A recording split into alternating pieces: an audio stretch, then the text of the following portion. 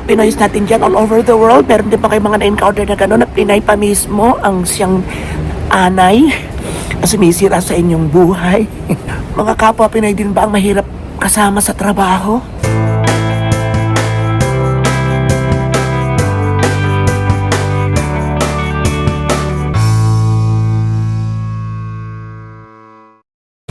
Okay. Wala kasi dito sa Yamato, puro Mr. Donut Mr. Donut, Mr. Wala ba sa Yamato Krispy Kreme? Wala. Kailangan pa lumuwas ng so dito, pwede sa Terrace Mall para makabili ka ng ganito. Saan pa open dito? Parang ayaw magpa-open, Mari. Yan ang aming enviro.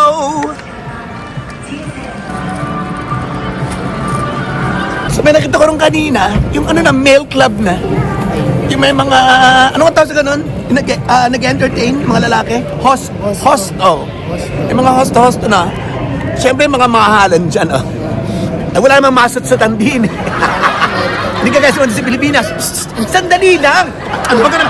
Sandali lang! Kaya mga bakla sa atin. Okay na isang daan yun.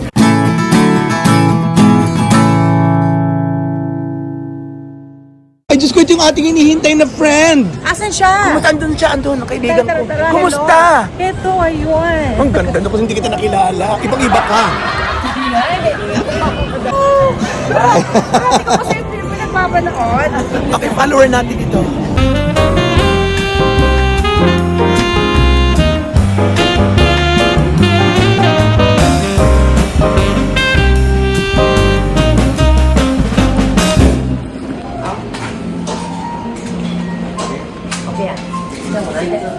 May reservation pa pala. So napaga kami ng 1 hour. Pero I think okay lang.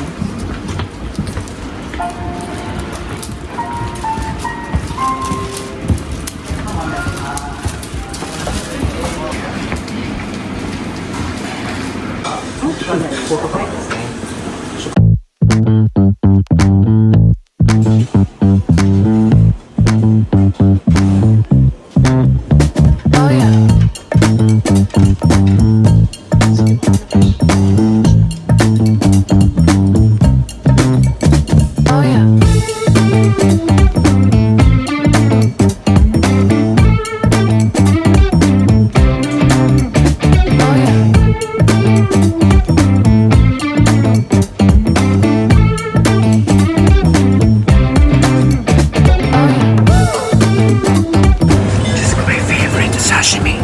Oh my God.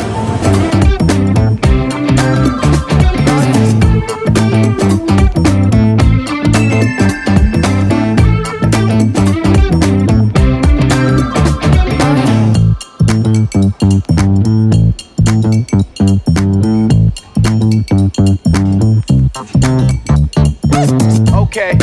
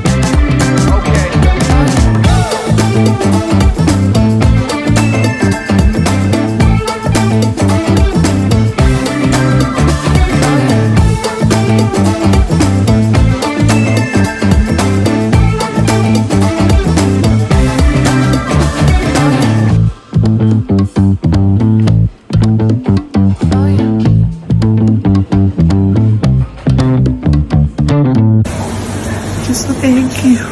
Grabe. Diba? Oyster, hindi ka umano. Sa amin yung gusto. I'd like to try this something different. Kagaya nito, itong Chinese jellyfish. Mm.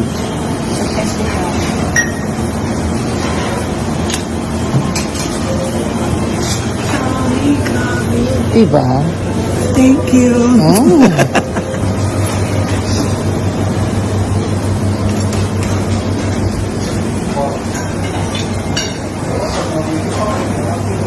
Dito naman Chinese na sila dito.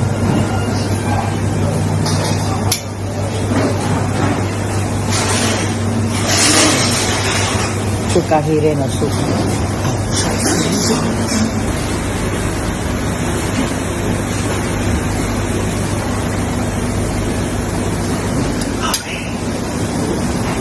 Oh, yan. Naligaw na ako. So ito, leras baka natin tumamaya. Di ba? Kaya kita gusto galing here. Diba? Shala, grabe.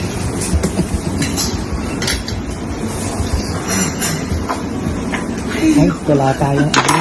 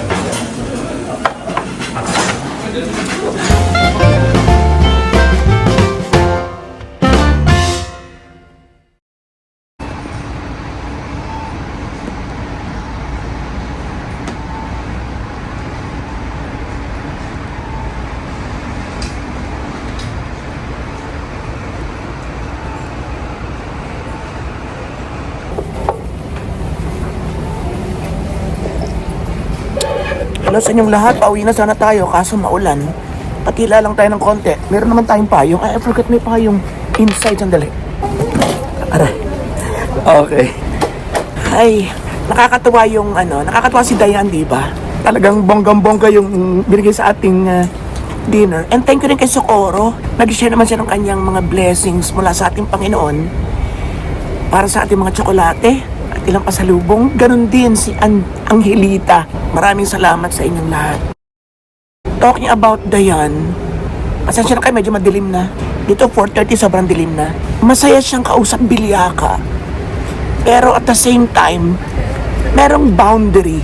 So napag-usapan namin yung boundary na yan. Talagang she makes it sure, parang ako rin, na merong limitasyon, limitations.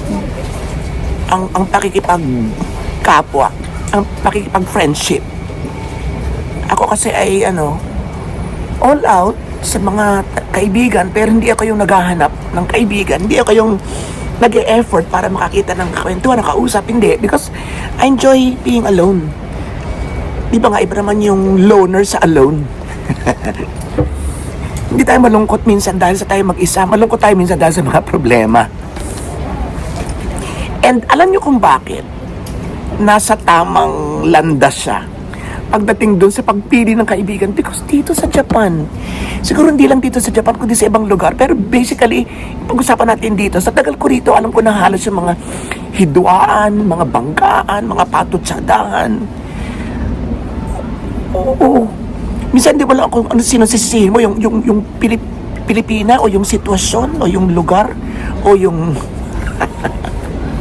ewan ko, pero sa pangkalahatan, sa mayorya ng mga sitwasyong mga na-encounter na natin, usually yung attitude ng ilang Pinays, wala akong kinakampihan.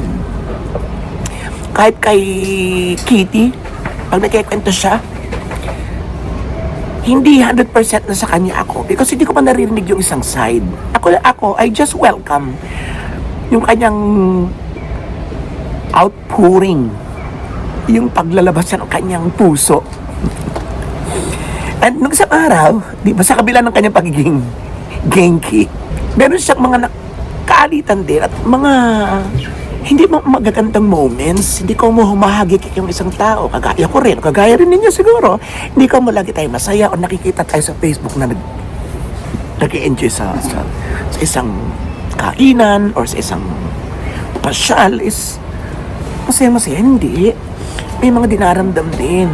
So itong kay Kitty, kung hindi niyo talaga siya kilala, kung talaga kakakilala niyo sa kanya yung Genking Kitty, ay meron din siya mga pinagdadaanan kagaya nga niyan.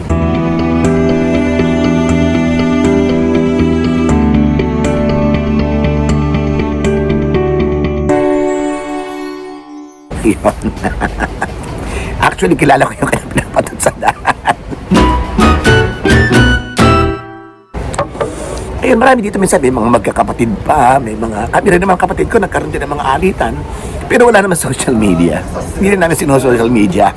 Bangay na lang kami sa inbox.